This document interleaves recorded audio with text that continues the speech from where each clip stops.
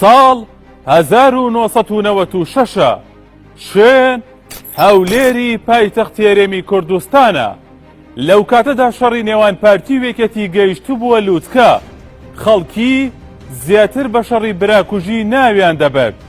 شەڕەکە دوایەوە هات ڕۆژی 2 مانگی 5 ساڵی 1994 شەڕی یەکێتی و پارتی لە قەڵازیە دەستی پێکرد. لە ماوەیەکی کەمدا شەڕەکە هەموو هەرێمی گرتەوە. بارەگاکانی پارتی لە ناوچەی سلێمانی لەلایەن یەکێتی و بارەگاکانی یەکێتیش لە ناوچەی دووەک و بادینان لەلایەن پارتیەوە دەستیان بەسەر داگیرا. لە گەرمەی ئەو شەڕەدا یەکێتی هەولێری کۆنتڕۆڵ کرد. بەو هۆیەوە پارتی یەک لە سەرسەی خاکی هەرێمی کوردستانی بەدەستمایەوە. قورسایی شەڕەکە کەوتە هەولێر. یەکێتی هەموو هەوڵی بۆەوە بوو هەولێر لە دەست نەدا. پارتیش دەیویست بە هەر نرخێک بێت هەولێر کۆنتڕۆڵ بکاتەوە. دوای چەندین شەڕ پارتی دەستی گر بەسەر چواردەوری شارەکەدا، بەڵام نەیتوانی بچێتە نێو شارەکەوە. هەرچەندە چەندین قوربانی لە هەردوو لا هەبوون کەچی هیچ لایەکیان ئامادەی سازش نەبوون بۆ یەکتر. پارتی چەندین جار یەکێتی تۆمەتبار دەکرد بە هێنانی سوپای پاسدارانی ئێران بۆ سنووری کۆیە و نزیک هەولێر. شەڕ درێژەی کێشە. کات ڕۆژی سیوێکی ئابی ساڵی 1996 هەولێر لە نێوان تاریکی و ڕوونی بەرەبەیانێکی زوودایە.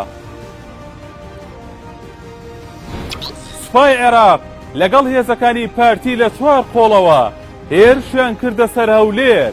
قۆڵی یەکەم لە ڕێگەی سەرەکی هەولێر بەڕووی قوشتەپەدا، قۆڵی دووەم لە ڕێگەی دێبەگەوە بەرەو هەولێر، قۆڵی سێیەم لە گوێرەوە بەرەو کانی قرژاڵە و دواتر ناو هەولێر، قۆڵی چوارەم بە 2 ئاراستە بوو. یەکەم لە ڕێگەی مووسڵەوە بەرەو ناو هەولێر، ئاراستەی دووەمیش لە هەمان ڕێگەوە بەرەو پشت عەنکاوە. لە هێرشەکەدا هەردوو فەیلقی 1 و 5 گاردی کۆماری و هێزی ئاسمانی عێراق و تانکەکانی گاردی کۆماری بەغداد بەشدار بوون. هێرشەکە بە شێوەیەک پلانی بۆ دانرابوو لە هەموو لایەکەوە پەلاماری هێزەکانی یەکێتی دراو. تەنها ڕێگەی باداوەیان بەڕووی دەشتی کۆیەدا بۆ کرایەوە تا لێوەی دەرچن. دوای کەمتر لە 24 کاتژمێر دەست بەسەر هەولێردا گیرا و ئاڵای عێراقیش لەسەر باڵەخانەی پەرلەمان هەڵکرا.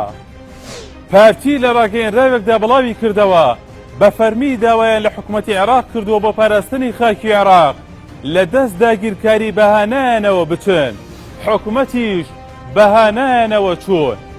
شەڕ لە هەولێر دوور کەوتەوە. ڕۆژی 8 ئەیلول تاڵەبانی سەردانی نزیکانی وەتمانی لە سنووری دووکان کرد. بۆ شەوەکەی یەکێتی شاری سلێمانی تۆڵ کرد و بەرەو سنوورەکانی ئێران ڕۆژ. پارتی 40 ڕۆژ کۆنتڕۆڵی هەرێمی کوردستانی کرد. لە ناوڕاستی مانگی دەدا یەکێتی باوکاری سوپای پاسدارانی ئێران گەڕایەوە و هێزەکانی پارتی لە سلێمانی دەرکرد و تاوەکو ناوچەی دێگەڵەی نێوان کۆیە و هەولێری کۆنتڕۆڵ کرد. شەڕەکە بووە هۆی لەدەستدانی هەزاران ڕۆڵەی کورد و هەرێمیشی بۆ دووی دارایی حکومڕانی دابەش کرد و لە سەراسی دەرەوەش دەنگدانەوەی زۆری بەدوای خۆی داهێنا. چونکە لە 5 چواری 1991 ئەنجومەنی ئاسایش بڕیاری 688 دەرکرد و گرنگترین خاڵیان بۆ کورد دامەزراندنی ناوچەی دژەفڕین بوو کە هێڵی 36 بوو بۆ ئەوەی ڕژێمی بەعس نەتوانێت هێرشی ئاسمانی بکاتە سەر خەڵکی کوردستان. هەولێریش لە نێوان هێڵی 36دا بوو. لەو ڕوانگەیەوە ئەمریکا هۆشداری دایە عێراق هێزەکانی پاشەکشە پێ بکات بۆ شوێنی خۆیان و دواتر عێراق گەڕایەوە هەمان سنووری دەسەڵاتی خۆی. هەروەها هۆشداریشیان دایە یەکێتی سنووری دێگەڵە تێنەپەڕێنن. ئەمە ڕاستی ڕووداوەکانی سیوێکی ئاب بوو.